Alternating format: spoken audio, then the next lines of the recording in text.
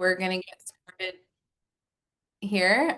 Thank you for joining us today. We are talking about federal policy updates, where we're at now and where we're headed this fall. This is timely as we have, information heading into the fall congressional session as Congress is coming back.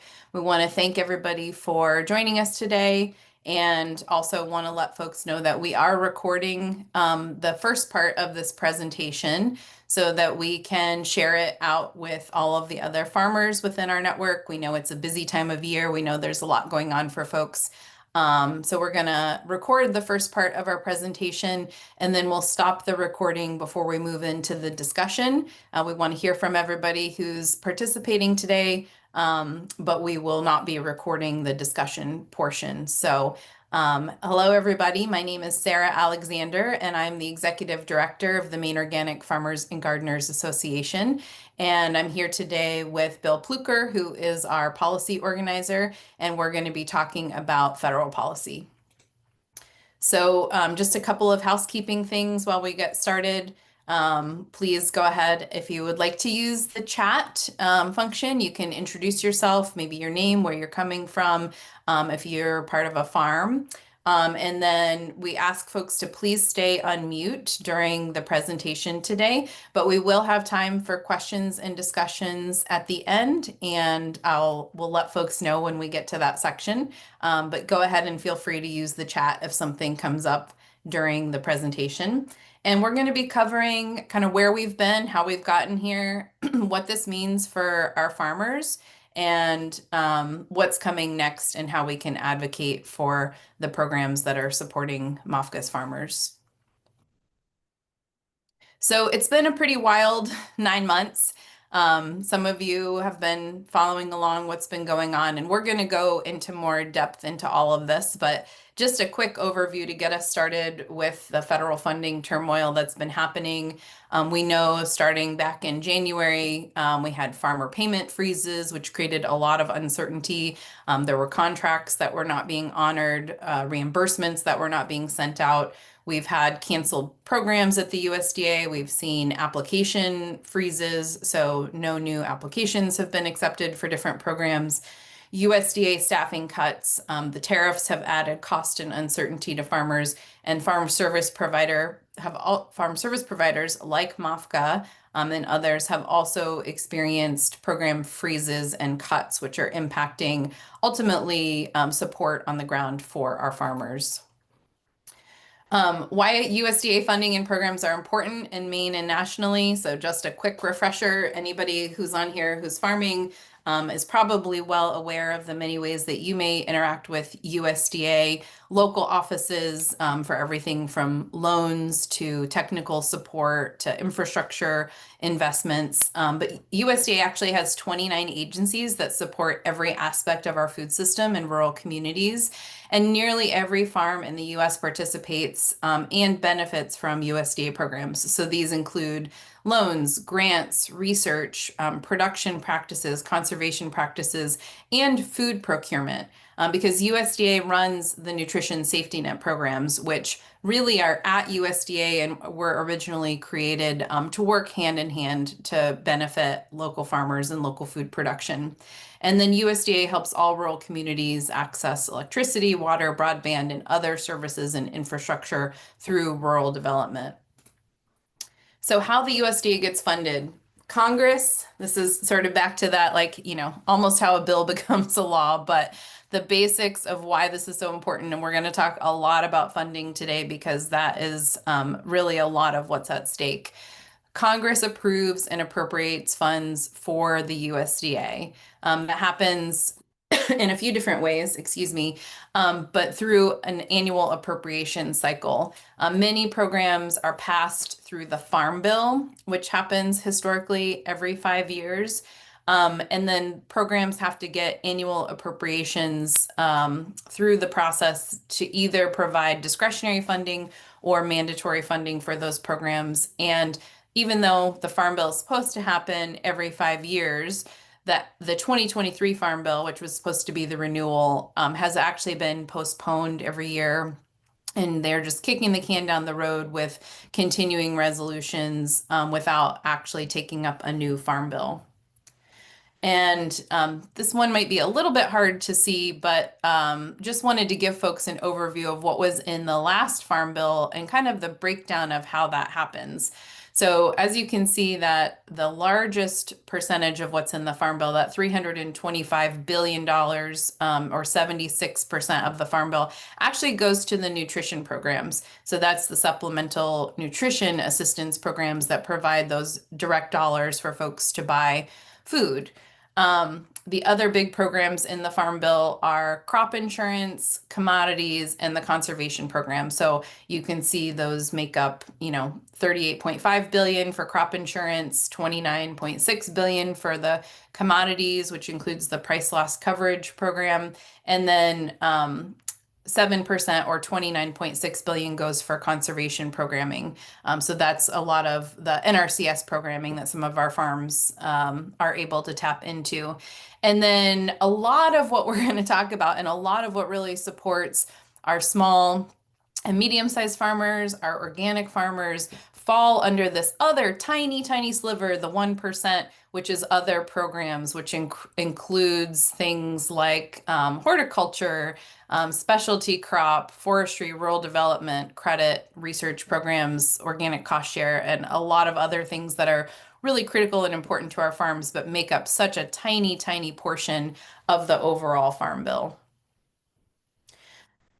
So what has happened already, and this is where we're going to start getting into more of the specifics here. So USDA has had program cancellations and cuts directly for programs that have already impacted Maine farms and farms nationally.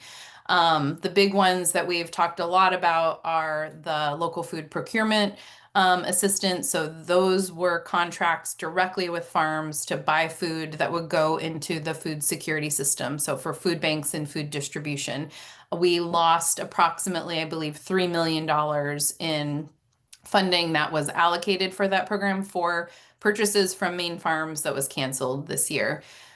We have directly lost the Climate Smart Commodities Program. So this was another $3 million that was supposed to be for on-farm supports for improvements to help adapt to climate change on farms. And that was earmarked to support over 100 farms in Maine, and MOFGA and Maine Farmland Trust were administering that here in Maine. And we also lost that funding as the service providers that were administering that grant. And that was supposed to go through 2028. So we had several more years of funding and programming that have been cut. The Food for Schools program has been cut. And we've talked, that's been in the news too, because that again is sort of one of those win-win programs that's supporting direct local farm production, but also getting that food directly into schools. And then, as I mentioned, application freezes, things that we've already seen this year there are not new applications coming out for several of these programs. So the REAP program, which many farms and rural businesses have been able to find, better energy solutions and energy independence. There's no new application for that.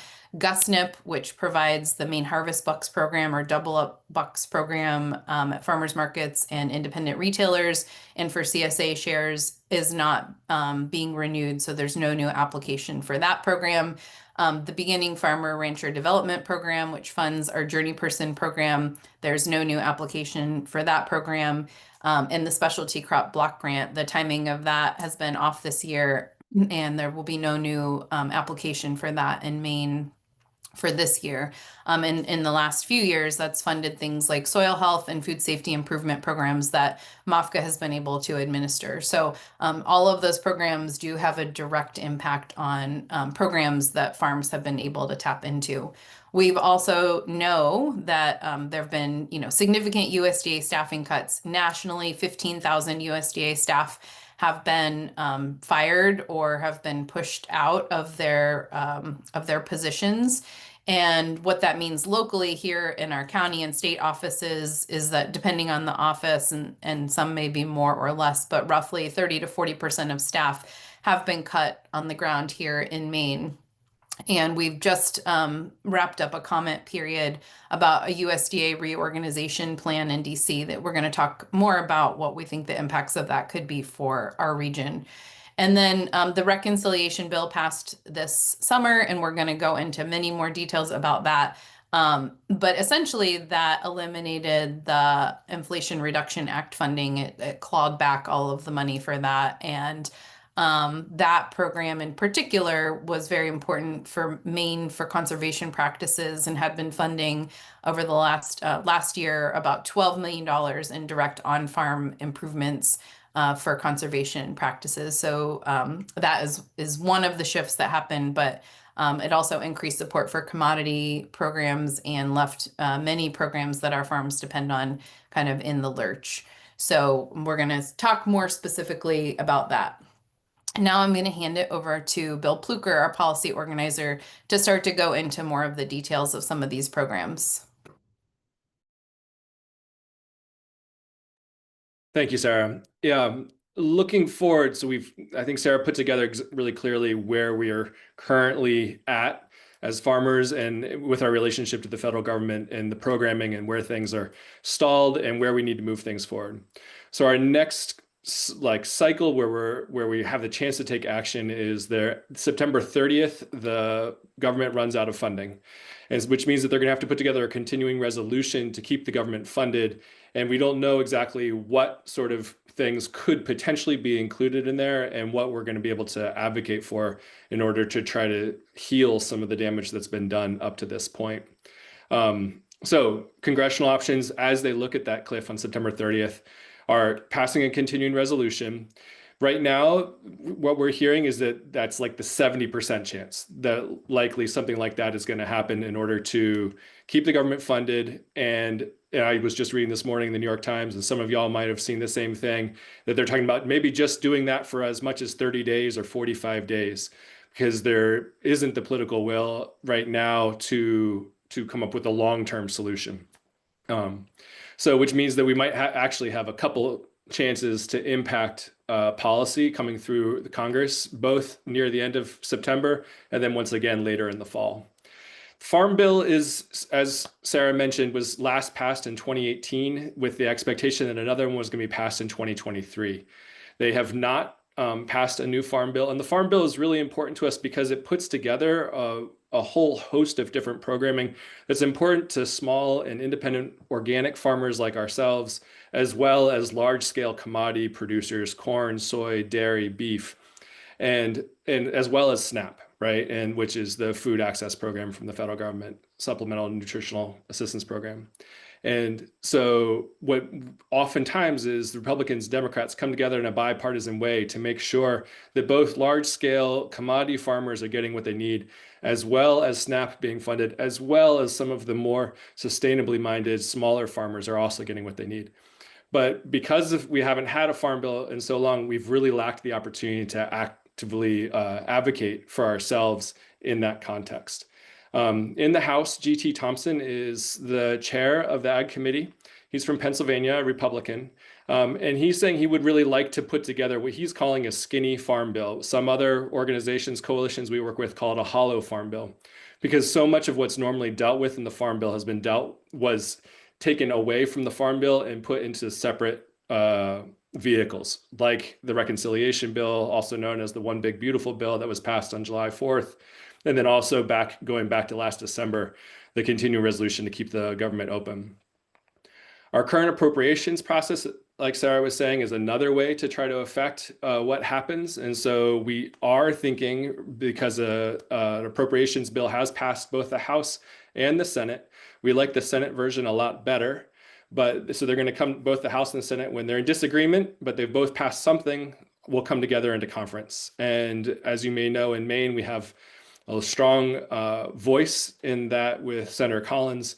And so we have a little bit more of a voice because we can go directly to Senator Collins' office and advocate for the things we're looking for in that appropriations and conference process. So that process is going, and there could be the ag appropriations bill is included when we approach that budget cliff in September. And then the other option is that Democrats and Republicans won't agree and that the government will be shut down. And what I was hearing most recently from some of the congressional offices is because I believe September 30th is a Friday, it's possible that you'll see a shutdown, a very short-term shutdown, maybe leading into Saturday or Sunday. But by the time the government is supposed to open again on Monday, you're likely to see something happen there. And so we need to identify what those really important bills are, our programs are to our farmers in Maine, and then making sure that we're defending them as we go through this entire process. And I can go to the next slide. Yeah, and so Sarah already went over a lot of these programs that were so important to us. So REAP, where a lot of our farmers were putting solar on their barns in order to try to bring the costs of electricity down for themselves. That we're not seeing any new contracts out of that. LFPA, Sarah also mentioned the millions of dollars lost to farmers, which is the Local Foods Procurement Act. And so that was also dollars which were going to farmers to help food insecure folks, also not moving forward. Beginning Farmers and Rancher Development Program, so important for some of the programs that we run here, some of our education programs that we run with MAFGA.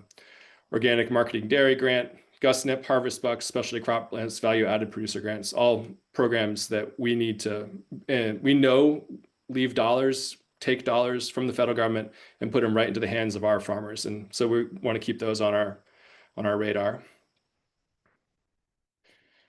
Yeah, so as I mentioned, the reconciliation bill, or the One Big Beautiful Bill, was passed on July 4th. $187 billion in SNAP cuts. And one thing to keep in mind is that's not just affecting food insecure folks, that's also affecting farmers and small rural businesses that were depending on those dollars. And especially in Maine, if you look at some of those small grocery stores, a big percentage of their sales is actually in SNAP. So this is not just a program for food insecure folks, but it's really a rural advancement, a rural progress infusion of cash, which is no longer there. And then where did that money go? Well, 54 billion of it went to commodity subsidies in the form of crop insurance and commodity programs. So they took the money from those who need it to stay afloat, as well as to feed their families, and they're putting it directly into the biggest agricultural programs in the state. And it's really not just in the state, but nationally. And what you find is that this is when we talk about ourselves as organic farmers and an Organic Farmers Association, we're trying to affect the overall agricultural market in the country, so that the kind of farming that we want to support, we see those farmers get the support they need so they can continue in business. And this is the opposite of that program. And I just threw that stat in there. Only 27% of farm acres in the US would qualify for that 54 billion. So that 54 billion looks like a big number by itself, but when you realize that is creating haves and have-nots in our agricultural system, it's really impactful, especially when you think about some of our ideals as MAFGA. So I mentioned the appropriations bill has passed the House and the Senate. The Senate continues a lot of the baseline funding that we really care about and many of the programs that are important to us, but the House bill cut sustainable ag funding dramatically. And so as they come together into their conference committee, we really want to advocate, especially with our Senator Collins, to make sure that she's fighting for what's already been passed through her committee so that we don't face greater cuts as down the line. So, yeah. And the Hollow Farm Bill. So some of the coalitions we work with are saying that there's only maybe a 30% chance of a farm bill. And I was speaking to some of the Senate staffers this week, and they really don't see a lot of eagerness on the part of the Senate to pass a farm bill. They see this as a political maneuver by the House that they aren't excited about being part of. Nevertheless, it does create a advocacy opportunity for us, because if we are able to get some of the issues that are important to us and some of the programs that are important to us into that House version of the Farm Bill, then it could be that's a starting place for us when the Senate does come to the table and is starting to negotiate. And so for us in Maine, we have our Representative Pingree, who is she's on the appropriations. I think she's the lead for the Appropriations Ag Committee. And so important as that process goes through the House that we advocate with her community, or with her office, to keep that moving. And just a little bit of background on the Farm Bill. So it's been the current cycle of the Farm Bill, as we said, was passed in 2018, should have been re-upped in 2023. They continue doing little bits of kicking it down the road. It is also being kicked down the road till September 30th, the same date as when the government runs out of funding. So if they don't do some sort of action to continue some of the programs that are funded through the Farm Bill, then they will go away. And that doesn't create an immediate problem for most of the commodity groups, but where they really start feeling the pinch, and especially in the dairy industry, as we look at some of the subsidies that they need, those subsidies are funded through the end of the year. So there will need to be some sort of action taken on the Farm Bill by December 31st. So that's another kind of date we have to keep in our minds of advocacy and an opportunity to push for the issues we really care about. I think we've gone through we've had a conversation about most of these programs. They're just, this is a list of things that were not included at all in the One Big Beautiful Bill or the Reconciliation Bill. Senior Farmers Market Nutrition stands out there. SARE or OREI is organic research. TOP is also, MOFGA works with the TOP program, which is the Transition to Organic Partnership program, trying to get conventional farmers to transition to being organic. So super important things for building the organic community or building the organic cause nationally. Flat funded in the reconciliation bill was cost share. So in this political environment, we see flat funding as really being not a loss as much as, okay, we accomplished something, but that $8 million is completely insufficient to continue creating or running the program. So this is the program that helps, because it costs our MOFGA farmers and farmers across the country money to certify to become organic. It helps offset the cost of the money you're paying. So up to $750 per scope, per practice that you do on your farm. And because so many folks, because the organic industry is getting larger, because we're increasing some of the oversight that we do in organic to make sure that the program itself is staying strong. And also because so many folks are transitioning to organic, the 8 million that was sufficient in 2018 is just no longer sufficient. The organic, as I mentioned, the Organic Transition Initiative also been important and will continue happening in the organic dairy industry. So we'll have 10 million over the next 6 years. But as you know, dairy in Maine and New England continues to struggle. So every bit we can get for the dairy industry is important. Yeah, and Bill, I feel like it might be helpful, the reason that we're talking about, what programs were included and what programs weren't, I just want to re-emphasize one point that Bill made earlier, which is that really the reconciliation package, the way that that was passed and what was included or not included in that changed the entire calculation for the Farm Bill and for how these farm programs have been managed for the last several decades in terms of their funding.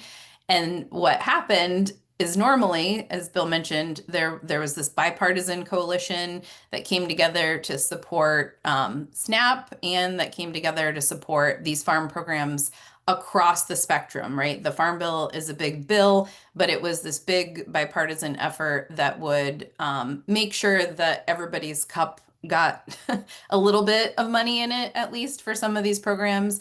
And basically, what the reconciliation bill did is it broke that coalition. So it dealt with SNAP and made those huge cuts to the SNAP program, but it also dealt with the commodity programs. And so what it does is it splits off, the larger producers that otherwise would be advocating and pushing for a new farm bill.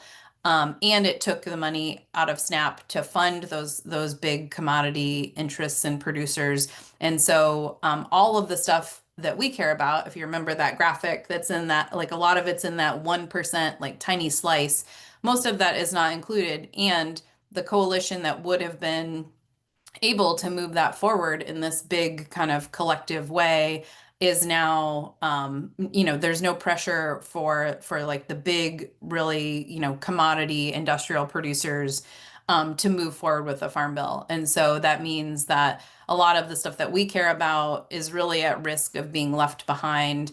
And we know that these tax dollars on the ground here in Maine and New England, but also for small organic producers throughout the country really make a big difference. So things like the organic cost share, getting that $750 to help cover the cost of certifying makes a big difference to small producers. It may not make a big difference to, really, really, really large producers, but these programs can have a really big impact here. So that's why, we are feeling that it's really important that we build our coalition and that we have our farmers' voices be heard to really express and talk about which of these programs are really important and are really making a difference on the ground here in Maine and New England. So I'll turn it back to you, Bill. Just wanted to emphasize that. I appreciate that. That's great. Yeah, so I've been talking about a lot of dates, and so here you can see them kind of laid out in a graphic. So where we find ourselves, the reconciliation bill passed on July 4th. Appropriations Conference Committee we expect to meet. There is some conversation about them beginning meeting next week. And then at 9:30, the government funding ends. And then we have to, as we look to farther into the fall, we have to keep an eye out for the House Farm Bill as it comes together under G.T. Thompson, the potential for a Senate Farm Bill, and if they were going to get together into conference committee and negotiate over that, as well as the appropriations bill. And then before the end of the year, the Farm Bill extension has to be passed or revert to the sort of commodity pricing that existed in 1938, which would change the way we all pay for food in a way that none of us want to see. The other piece that we put a lot of effort into as an organization are what we call marker bills. And so these are the bills that we'd really like to see included in some of these larger vehicles. So even if it is a continuing resolution and it's not explicitly a farm bill, there is an opportunity to get some of these bills put into these vehicles. And it really is up to not just the sponsors and their staff, but also some of us to advocate and raise the notoriety, raise the public awareness of some of these bills and make them important. So one of the biggest things that I work on is advocating for the Relief for Farmers Hit with PFAS Act. I've had meetings with both Pingree's and Collins's office in the last 7 days, and they're excited to move it forward. They've both been the sponsors in the past. And what this Relief Act does is building off of MOFGA's emergency aid program for farmers hit with PFAS or affected by PFAS, and the fund that we still administrate with Maine Farmland Trust. Which has now been replicated at the state level with a $60 million fund. And what this does is it supports farmers who've found their land or their water or their food or their bodies contaminated with PFAS. And when they find that level of contamination, where do they go? What do they do? So these funds created basically a helpline for those and help support them. So whether they're looking for technical assistance on how to grow different kind of food that doesn't take up PFAS in the same way, or if they're looking for mitigation strategies like putting filters on their irrigation wells, or even looking for what do I do medically now that I know that I have PFAS in my blood, where do I go? So these funds help support farmers. And in the United States, we've had over 3,500 farmers be notified by the Department of Defense that their farms are likely contaminated from Department of Defense activities. So much of that activity is coming from solvents that are used, from firefighting foam that are used on the bases, and it leaks off the bases and it contaminates the land and water around it. So, but those farmers aren't coming forward, right? If we had 3,500 farmers coming forward saying, hey, we need help, we are going out of business due to PFAS, then nationally, we'd be taking action on PFAS. But farmers don't come forward because they're faced with, if they come forward, then they go out of business, and there's no real way to support them if they live outside of the state of Maine. And so we're trying to recreate some of this programming at the national level, and that's what the Relief for Farmers Hit with PFAS Act does. It's been sponsored by both Pingree and Collins in the past. Both offices have agreed to sponsor it in the future.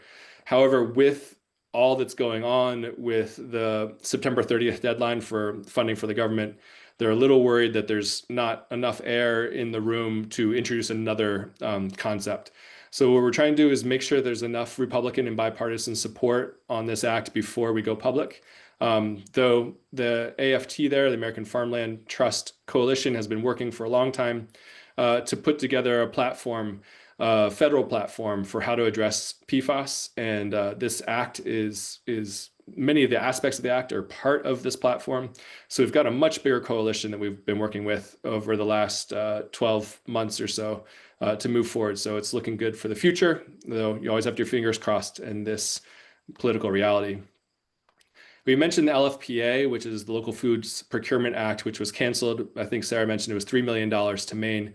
And so that program is done. It is over. It's not very likely not coming back.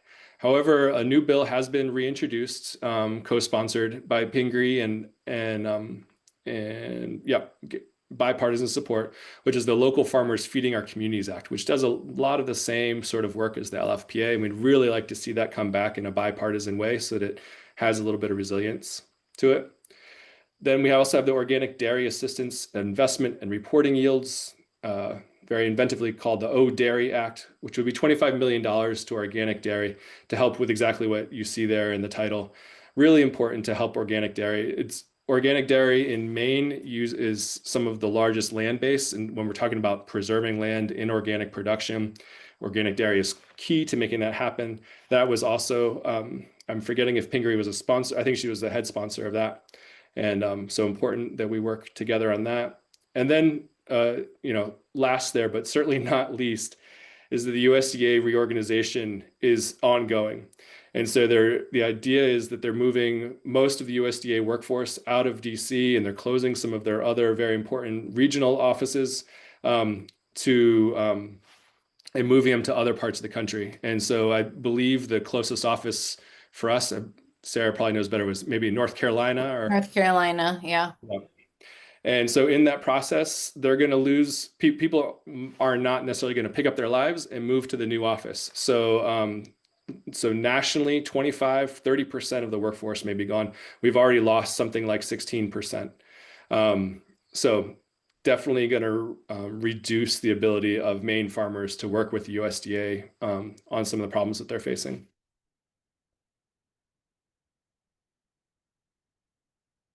So we've got appropriations. There's the minibus that is another way of putting together the bills, the appropriation bills coming out of the Appropriations Committee to see where they go. We need to make sure that our priorities are being seen and advocated for in the conferencing between the Senate and the House. Continuing resolution. Is there a chance to get any of those marker bills included as we move forward and keep the government funded? And then the Farm Bill starting the House, and will the Senate come along? Yeah, thank you, Bill.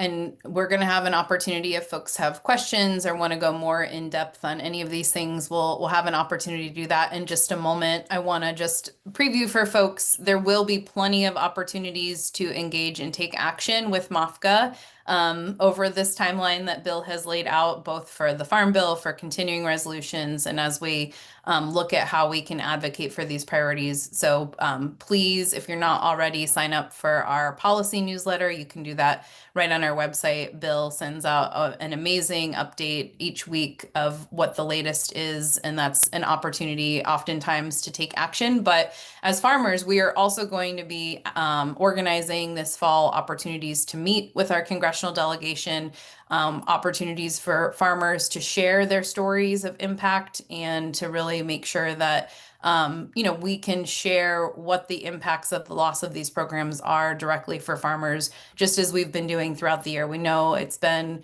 a tough season for folks on top of these federal funding turmoils and freezes. We were facing one of the most, the worst droughts in recent memory for many producers within the state. And we know that, many of these programs that would have supported long-term resilience and long-term investments in our farms are what have been impacted by some of these USDA cuts. So as we continue to help support farms navigating through climate change adaptation and how to deal with things like the drought, we know that it's more important than ever that, our taxpayer dollars are coming back to invest on farm in Maine and New England, to make sure that we can move forward in a good way.